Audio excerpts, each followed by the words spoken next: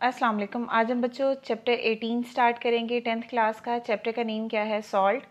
Salt basically कब बनते हैं? जब एसिड और बेस रिएक्ट करते हैं तो सॉल्ट एंड वाटर बनता है। तो ये हमने पहले भी 9th में भी ये सॉल्ट की डेफिनेशन पढ़ी हुई है, ठीक है। तो सबसे पहले हम यहाँ पे देखेंगे, फर्स्ट टॉपिक है अरेंजमेंट ऑफ आइन एंड सॉल्ट्स। हम ये देखेंगे कि सॉल्ट बनते कैसे हैं, सॉल्ट्स में आइंस की अरेंजमेंट कैसे होती है, पॉजिटिव चार्ज किस पे होगा, नेगेटिव चार्ज किस पे होगा, और कैसे जो है वो इनके दरमियान में अट्रैक्शन होगी और वो सॉल्ट बना देते हैं, ठीक है। सो फॉर एग्जांपल बच्चों, जब एसिड जो है वो रिएक्ट करता है बेस से, ठीक है, जिसको हम बोलते हैं अल्कली। क्लियर? जब एसिड बेस के साथ रिएक्ट करेगा तो ये क्या बनाता है? ये बनाता है बच्चों सॉल्ट प्लस वाटर बनाएगा। क्लियर हो गया? तो यहाँ पे फॉर एग्जांपल हमारे पास एसिड हम लिख लेते हैं कि हमारे पास कोई भी एसिड है, जैसे HCl है, बेस है हमारे पास सोडियम हाइड्रो ऑक्साइड।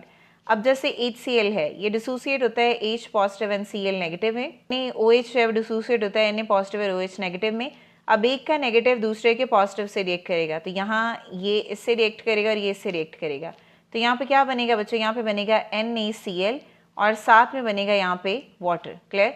ये जो NaCl है this is basically called a salt. ये जो सॉल्ट बनता है इस प्रोसेस को हम बोलते हैं, ये है न्यूट्रलाइजेशन रिएक्शन। रिएक्शन जिसमें एसिड बेस रिएक्ट करें, सॉल्ट बने, वाटर बने, उस रिएक्शन को हम न्यूट्रलाइजेशन रिएक्शन बोलेंगे और ये रिएक्शन बनेगा। क्लियर हो गया? जो सॉल्ट हमारे पास बच्चों बनता है, जैसे फॉर एग्जाम्पल अगर मैं यहाँ पे लिखूँ एग्जाम्पल NaCl ही, अब यहाँ पे NaCl में सोडियम पे चार्ज होता है पॉजिटिव, क्लोराइड पे चार्ज होता है नेगेटिव। एक पॉजिटिव और नेगेटिव इनके दरमियान में जो अट्रैक्शन डेवलप होती है इसको हम बोलते हैं electrostatic force of attraction. Charges की वजह से फोर्सेस है ना, तो वो फोर्सेस क्या होंगी? Electrostatic force of attraction. और इस इलेक्ट्रोस्टैटिक फोर्स ऑफ अट्रैक्शन की वजह से Na पॉजिटिव Cl नेगेटिव के दरमियान में अट्रैक्शन डेवलप होती है और वो बॉन्ड बनाते हैं। अब ये जो इलेक्ट्रोस्टैटिक फोर्स ऑफ अट्रैक्शन है बच्चों, इसकी जो स्ट्रेंथ है वो डिपेंड करती है दो फैक्टर्स पर। क्लियर? यानी स्ट्रेंथ जो है वो डिपेंड करती है किन पे? दो फैक्टर्स पे डिपेंड करती है, ठीक है। सबसे पहला फैक्टर है मैग्नीट्यूड ऑफ द चार्जेस,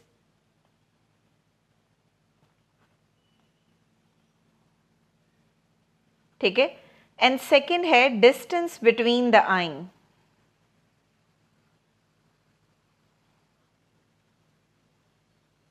तो मैंने यहां पे बच्चों क्या बोला है? Na पॉजिटिव और Cl नेगेटिव के दरमियान में जो फोर्स डेवलप होती है उसको हम इलेक्ट्रोस्टैटिक फोर्स ऑफ अट्रैक्शन बोलते हैं। इस इलेक्ट्रोस्टैटिक फोर्स ऑफ अट्रैक्शन की स्ट्रेंथ इन दो चीज़ों पर डिपेंड करती है, एक ये कि मैग्नीट्यूड चार्ज का कितना है, मतलब चार्ज कितना बड़ा है, और दूसरा डिस्टेंस उसके दरमियान में, आइंस के दरमियान में कितना है। फॉर एग्जाम्पल अगर आप यहाँ पे एग्जाम्पल लो बच्चों NaCl की, तो Cl का मैग्नीट्यूड ज़्यादा आता है बिकॉज यहाँ पे इलेक्ट्रॉन कितने होंगे? 18 इलेक्ट्रॉन होंगे। क्लियर? और अगर आप सोडियम का केस देखो तो सोडियम आयन के पास इलेक्ट्रॉन कितने रह जाएंगे? 10 रह जाएंगे। तो ये साइज छोटा आ जाएगा, मैग्नीट्यूड भी क्या हो जाएगा? कम हो जाएगा। क्लियर? और दूसरा किस चीज़ पे डिपेंड करता है? डिस्टेंस। दो आइंस के दरमियान में डिस्टेंस कितना है उस चीज़ पे भी स्ट्रेंथ डिपेंड करती है। ऑपोजिटली चार्ज आइंस हैं। ऑपोजिटली चार्ज आइन मीन सोडियम पे चार्ज क्या होगा? पॉजिटिव, और क्लोराइड पे चार्ज क्या होगा? नेगेटिव। इनके दरमियान में ये जो बॉन्ड बनता है इस इलेक्ट्रोस्टैटिक फोर्स से, इसको हम बोलते हैं आयनिक बॉन्ड। और जो कंपाउंड आयनिक बॉन्ड बनाते हैं उन कंपाउंड्स को हम बोलते हैं वो है आयनिक कंपाउंड्स, ठीक है। ये हमने 9th में भी पढ़ा हुआ है अगर आपको याद हो तो। These oppositely charged ions are arrange themselves. अब ये ऑपोजिटली चार्ज आइन है, ये अरेंज्ड होते हैं in a regular repeating pattern to give a 3 dimensional network structure called a crystal lattice, ठीक है। जो आयनिक कंपाउंड है वो 3D की स्ट्रक्चर में रिपीटिंग पैटर्न में अरेंज होते हैं, उसको हम क्या बोलते हैं स्ट्रक्चर को? वो होगा क्रिस्टल लैटिस। क्लियर? इसका NaCl का हम क्रिस्टल लैटिस भी ड्रॉ करेंगे बच्चों। और ये जो क्रिस्टल लैटिस प्रॉपर्टी है ये सिर्फ आयनिक कंपाउंड में ही प्रेजेंट होती है क्योंकि उनका स्ट्रक्चर जो होता है वो ऑर्डर्ड फॉर्म में होता है, तरतीब में होता है, बेतरतीब नहीं होता, ठीक है। तो अब हम क्या करेंगे? अब हम क्रिस्टल लैटिस ड्रॉ करेंगे सोडियम क्लोराइड का। अब हम बच्चों क्रिस्टल लैटिस पढ़ेंगे सोडियम क्लोराइड का। इसमें क्या होगा कि हर सोडियम आयन जो है वो सराउंडेड होगा by 6 chloride ion. Means for example ये जो सोडियम आयन है इसके इर्द गिर्द जो है वो बच्चों टोटल 6 क्लोराइड आयन जो हैं वो इस तरह होंगे। इसी तरह जो क्लोराइड आयन जब सेंटर में होगा तो इसके इर्द गिर्द क्या होंगे? 6 सोडियम आयन होंगे जो कि क्लोराइड आयन को क्या करेंगे बच्चों? सराउंड करेंगे। क्लियर हो गया?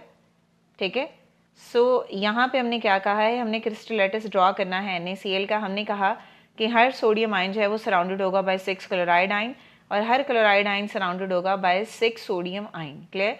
सो ये जो अपोजिटली चार्ज आयन हैं ये अरेंज्ड होते हैं क्रिस्टल लैटिस में और शेप बनाते हैं फेस सेंटर्ड क्यूब, यानी क्यूब शेप बनेगी NaCl की। अब वो फेस सेंटर्ड कैसे होगी वो मैं आपको ड्रॉ करके बताती हूँ। अब जो क्लोराइड आयन है उस फेस सेंटर्ड में प्रेजेंट होंगे दो जगह पे, एक वो कॉर्नर पे प्रेजेंट होंगे और दूसरे प्रेजेंट होंगे centre of the cube. Clear? और जो Na पॉजिटिव आयन है ये क्यूब के एजेस पे प्रेजेंट होंगे। ये आपको भी समझ नहीं आएगी, हम पहले स्ट्रक्चर ड्रॉ करते हैं फिर ये बातें क्लियर होगी कि क्लोराइड आयन कहाँ होंगे और Na पॉजिटिव आयन कहाँ होंगे। क्यूब स्ट्रक्चर बनाएंगे NaCl का। क्लियर है? तो सबसे पहले आपने क्या करना है बच्चों, आपने ना बॉक्स बना लेनी है। 3 बॉक्स आपने बना लेने हैं। आप बेशक स्केल ले लो, आप उस स्केल से बॉक्स बना लो। ठीक है? तो ये 3 बॉक्स हमने, एक बॉक्स ये बना लिया। ठीक है? इसके साथ ही यहाँ पे हमने एक बॉक्स और बना लेना है ऐसे। ठीक है? और इसके बाद हमने नीचे एक बॉक्स यहाँ पे और बना लेना है।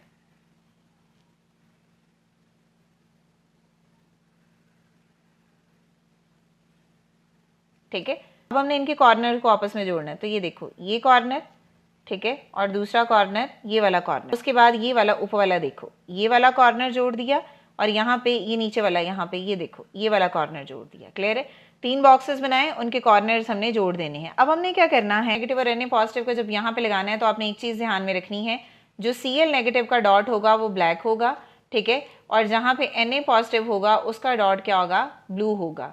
और जो Cl नेगेटिव है उसका डॉट जरा जो है वो ज़्यादा बड़ा होगा, बिकॉज उसका मैग्नीट्यूड ज़्यादा है ना, इनका आयन जो है वो छोटा है बिकॉज इलेक्ट्रॉन कम है। यहाँ पे इलेक्ट्रॉन 18 इलेक्ट्रॉन है तो देखो साइज़ बड़ा होगा ना, और यहाँ पे 10 इलेक्ट्रॉन है तो साइज़ छोटा होगा। ठीक है? तो अब हमने क्या करना है, हमने यहाँ पे ये जो कॉर्नर्स हैं बच्चों, ये वाले, ठीक है, ये वाले जो कॉर्नर्स हैं, यहाँ पे क्या होगा, यहाँ पे होगा बच्चों क्लोराइड आयन, यहाँ पे ऐसे। ठीक है? अब आपने क्या करना है बच्चों, ये जो लाइन है इसके सेंटर में आपने डॉट लगाना है। इस 2 लाइन का सेंटर ये बना है, डॉट लगाना है। उसके बाद आपने इन लाइंस को आपस में, इन पॉइंट्स को आपस में जोड़ देना है। ठीक है? इसी तरह यहाँ पे ये वाली लाइन है, 2 पॉइंट है, इसका सेंटर क्या होता है, ये वाला। आपने यहाँ पे सेंटर पे डॉट लगाया।